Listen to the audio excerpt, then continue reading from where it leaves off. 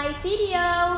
Jadi di video kali ini kita bakal bikin konten lagi seputar kedokteran karena udah cukup lama ya di YouTube aku nggak ada bahas tentang FK, dan kali ini kita bakal bahas, tapi aku nggak sendiri. Di sini udah ada senior aku, namanya Bang Wira, udah pernah juga masuk di YouTube ini. Boleh kenalin diri lagi, Bang? Ya, perkenalkan ini aku Wira dari FKUNRI angkatan 2017. Saat ini lagi di koas, jadi habis preklinik itu kita ke klinik. Nah, di bagian itulah sekarang lagi studinya gitu, 2,5 tahun. Sekarang lagi di stase yang masih di stase pertengahan, jadi mungkin masih ada waktu sedikit lebih lama lagi untuk selesai. Mungkin itu aja. Udah berapa stase yang lewat, Bang? Stase yang lewat udah sejauh ini udah 7 atau 8 ya gitu. Sudah stase besarnya udah 2, stase kecilnya udah 6 berarti. Kalau di koas itu ada kurang lebih 15 stase, itu terus ada juga pengabdian namanya kome. Nah, disitulah pengabdian dari general practitioner sebenarnya yang nantinya langsung terjun ke masyarakat gitu. Lalu nanti kita persiapan ujian kompetensinya gitu. Oke, berarti sekarang ibaratnya kesimpulannya aku sekarang masih menuju koas ya teman-teman, udah selesai preklinik. Tapi kalau Bang Wira itu dia lagi koas, jadi tinggal menjalani beberapa stase lagi. Siklusnya gitu, banyak sebenarnya dari siklus-siklus itu yang masing-masingnya itu punya alur masing-masing lah gitu. Jadi menarik, jadi kita sama-sama harus menikmati gitu setiap perjalanannya gitu. Karena beda dari klinis dan preklinik yang hanya mempelajari tentang teori, kita langsung ke pasien sekarang. Mungkin teman-teman pasti ada yang bingung ya bedanya klinik sama preklinik. Kalau preklinik itu ibaratnya kita masih kuliah di kampus. Kalau klinik itu artinya kita udah di rumah sakit. Jadi kita udah ketemu pasien ya, Bang ya? Langsung ke pasien, terus juga kita langsung berperan sebagai dokter di sana yang membantu gimana mengobati dan bagaimana mengenali mengenali pasiennya yang paling penting, bagaimana dia kondisinya dan bagaimana kita bisa mengobatinya gitu. Sebenarnya dalam konteks belajar juga, cuman lebih langsung direct ke pasien gitu. Tapi tetap dibimbing kan, Bang? Tetap bareng sama konsulen, itu bahasanya konsulen ya. Jadi kita tetap berpedoman sama dokter yang di sana. Dan kita memang belum bisa untuk menegakkan diagnosis secara langsung, tapi untuk diskusi pada dokter konsulennya itu kita bisa langsung turun andil di situ. Nah, kan kalau di preklinik kan kita udah 4 tahun nih, Bang, tambah koas 2 tahun lah ya. Iya, nah, itu kan fase yang panjang ya untuk bisa jadi dokter, belum nanti setelah koas kita bakal internship lagi setahun. Nah, otomatis dalam menjalani fase preklinik ataupun klinik kita ada naik turunnya kan, Bang, terutama dalam belajar karena materi di kedokteran sangat banyak dan waktunya sangat padat juga. Nah, mungkin dari Intan pribadi sih juga ada merasakan naik turunnya ya dari semangat belajar pertama. Kalau dari Bang Wira sendiri pernah naik turun gitu nggak? Kalau pernah, gimana ngatasinnya biar tetap konsisten dalam belajar, tetap semangat belajar gitu? Sebenarnya gini, kalau misalnya dalam proses belajar itu kita ya memang ada yang naik turun gitu kan. Jadi kita tuh personal dari diri kita itu diharuskan tuh punya prinsip, artinya kita tuh punya sketsa bagaimana sih sebenarnya pola pembelajaran kita masing-masing seharusnya punya gitu. Kalau aku lebih suka proses belajar itu dikombinasi dengan aktivitas sehari-hari gitu. Karena kalau dibandingin dengan kita selalu interaksi dengan buku, ya memang mungkin itu akan lebih baik. Cuman kalau interaksi kita di lingkungan kurang, otomatis kita nggak akan berkembang dari sisi lingkungannya. Ya minimal kita sambil olahraga gitu, atau mungkin lebih sering ke interaksi sama teman-teman lah gitu. Kita ngumpul, ikut ke organisasi eksternal kampus gitu, sehingga selain kita belajar, kita juga interaksi kita luas gitu loh. Dan membahas tentang naik turunnya dalam proses pembelajaran itu juga tergantung dari kita gitu. Bagaimana kita bisa memposisikan diri pada lingkungan yang lebih baik atau toksik sebenarnya juga berpengaruh di sana gitu. Karena beberapa kelompok, beberapa individu atau beberapa geng yang mungkin ada, biasa mereka juga menerapkan prinsip yang sama. Jadi mereka belajar bareng-bareng, mereka main bareng-bareng, mereka keluar bareng-bareng, tapi mereka nggak memikirkan bagaimana pentingnya kita tuh harus baca-baca dulu gitu, belajar dulu gitu, baru kita bisa mengeksplor semuanya gitu. Tapi sebenarnya akan lebih baik jika kita itu memiliki prinsip ya, kita mau belajar, kita mau tahu ya kan yang penting. Terus kita juga memperluasnya dengan aktivitas di luar itu gitu. Jadi kita ada yang olahraga, oke ya, kalau aku suka basket nih ya, kalau aku suka basket, nanti kita ada teman-teman basket lagi, itu mungkin ada dari konsulennya juga. Jadi kita gabung, kita interaksi di sana. Nah tapi kalau misalnya lebih suka nongkrong ya nggak apa-apa juga. Yang penting artinya seimbang antara studi dan interaksi gitu. Jadi proses belajar naik turun itu mungkin karena proses kejenuhan juga, karena kalau dibiarin kita belajar terus menerus ya mungkin semakin banyak ilmu yang kita baca semakin penasaran gitu kan. Jadi semakin mendalam kita akan gali, semakin akan mendalam kita menggali, sebenarnya nggak masalah, justru kita akan bagus dalam proses akademisnya. Tapi kalau interaksinya di lingkungan bagaimana? Kalau seperti itu saya rasa akan sulit berkembang begitu. Artinya kita tuh harus seimbangkan gitu antara main belajar gitu. Kalau bisa jangan overlap keduanya, jadi sama-sama. Kalau ada kelihatan overlap, turunkan sedikit, kita manajemen waktunya, terutama waktu belajar. Karena waktu belajar di koas itu lebih capek, lebih waktunya lebih rigid, artinya lebih padat gitu, lebih sempit lah untuk melakukan aktivitas di luar itu. Nanti mungkin Intan bisa ngerasain sendiri kan, bentar lagi juga bergabung gitu kan. Jadi nanti di dalam itu ada stase besar. Stase besar itu kita bagi 10 minggu nih. Dalam 10 minggu nanti di dalam itu ada divisinya. Nah, di dalam itu nanti ada to-do list-nya masing-masing itu gitu. Jadi itu yang membuat seseorang tadi terisolasi dia. Dia akan tertutup dari lingkungan luar karena dia harus kerjain to-do list yang ada di dalam divisi stase dia. Jadi gitu. dalam satu stase itu ada beberapa divisi. Itu maksudnya kita bakal ngelewatin semua divisi dalam satu stase atau dipilih gitu Bang? Nah jadi memang gini, dalam satu stase besar itu ada 5 ruangan nih, 5 ruangan di dalamnya. Jadi ruangannya itu pertama misalnya tentang materi bedah anak nih misalnya. Jadi bedah anak itu kita bakal lewati selama seminggu sama teman-teman kita, kelompok kita. Selanjutnya ke bedah ini, selanjutnya ke bedah itu. Nah itu punya timing, punya job desk yang berbeda dan punya job desk yang masing-masingnya unik gitu. Lu bisa cari itu gampang, besoknya lu bisa cari tapi datanya banyak. Nah jadi kadang kita mau mencari pasien, mau keluar dari lingkungan belajar gitu juga kurang gitu. Coba nanti bahkan Intan tuh bahkan akan kesulitan untuk mencari waktu untuk bersama teman di luar kegiatan kampus. Artinya semakin sempit waktu kita untuk bisa berinteraksi dengan teman-teman yang di luar. Akan lebih rapat waktunya, akan lebih rapat juga kesempatan untuk bisa explore keluar gitu. Makanya kalau bisa sedini mungkin buat mikir nih, aku bakal gimana ya, aku cari tahu lah dulu gimana stase aku selanjutnya, terus metode gimana aku bisa belajar di dalam stase itu, baru aku bisa sisanya aku manfaatin gitu.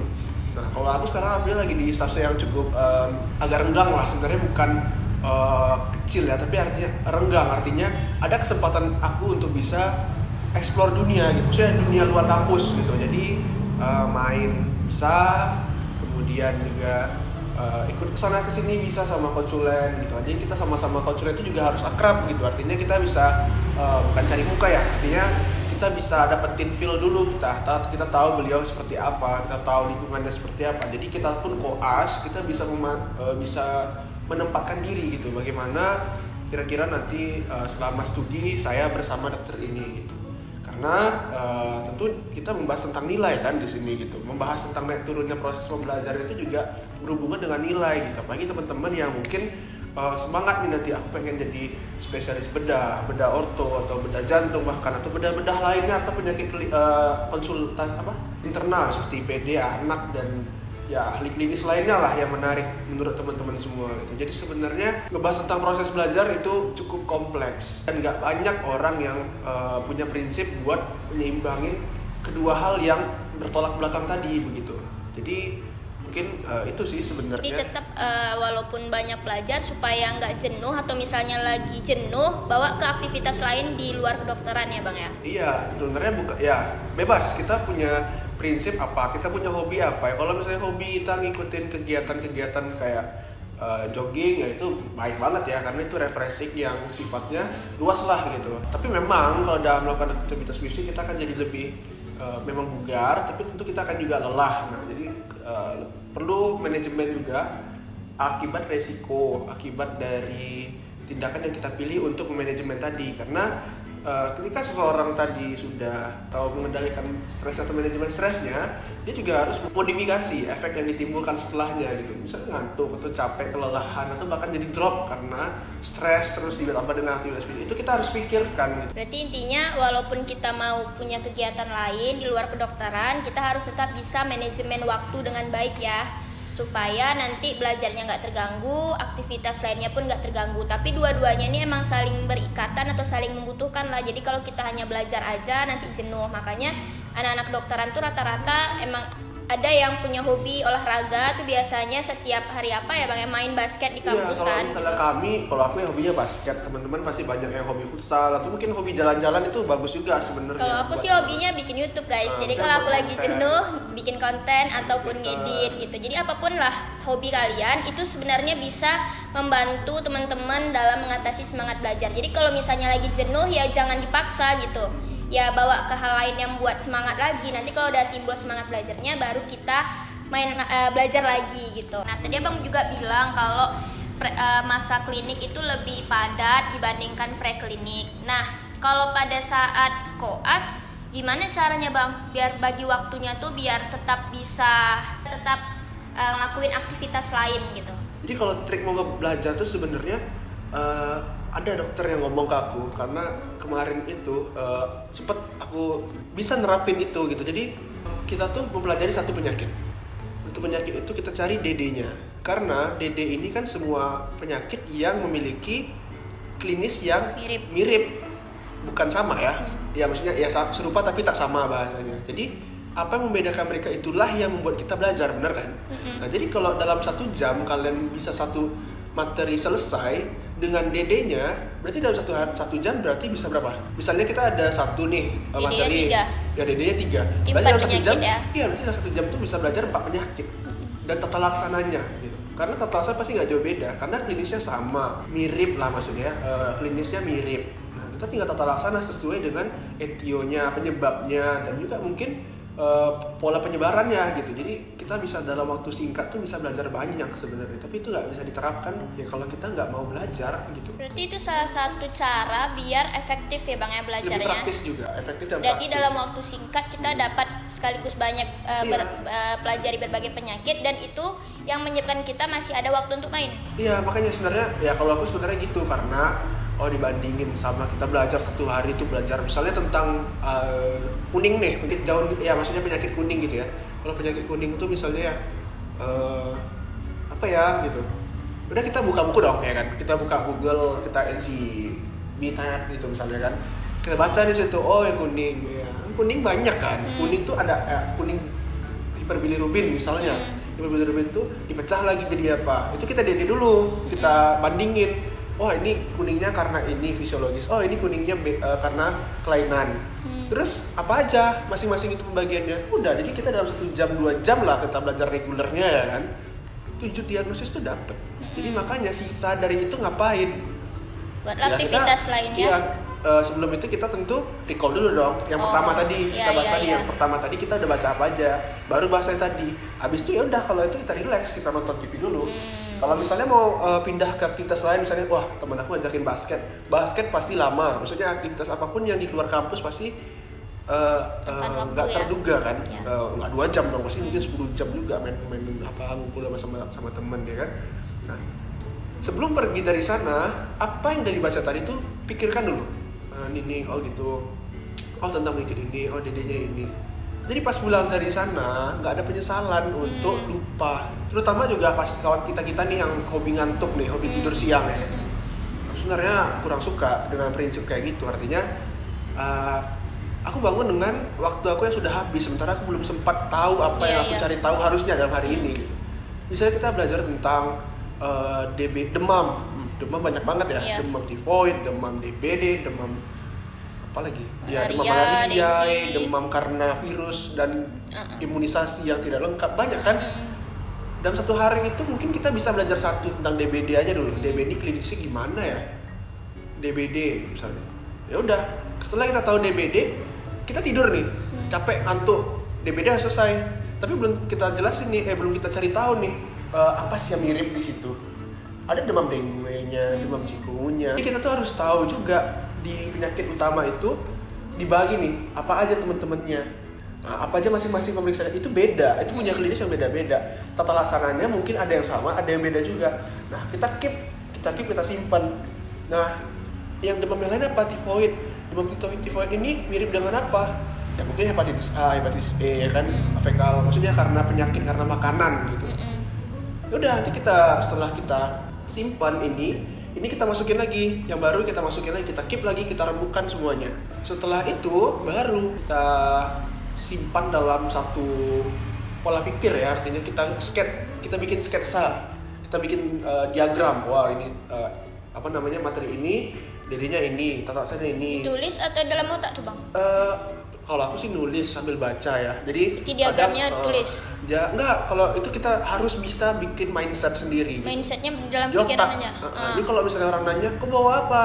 Enggak ada. Bikin aja kepala berarti semuanya di situ. Sebenarnya pray sama teman-teman yang semangat belajar gitu. Ya, jadi kalau misalnya udah enggak belajar, enggak survive. Enggak survive gitu. Karena mau pandai-pandai pun kita juga harus pandai buat mendekat ke orang gitu kan. Mencari celah buat kita bisa masuk ke dalam circle itu, kita juga harus belajar gitu. Intinya harus mau belajar kalau mau survive di FK. Ya ini bukan akademis saja, maksudnya kita secara general. Iya. Teman-teman pasti pada bingung kan sebenarnya bagaimana. Berarti ini belajar aja nih, nggak cuma belajar. Ya dari situ belajar maksudnya untuk diperluas akhirnya.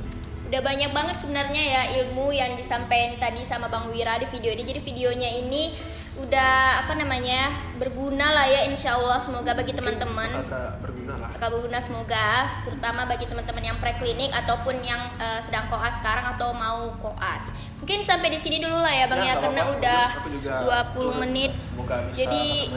Semoga bisa bermanfaat nih videonya. Terima kasih Bang Wira udah mampir ke sini. Jadi kalau teman-teman ada yang pengen request next bikin video apa, bisa komen di bawah dan jangan lupa klik subscribe.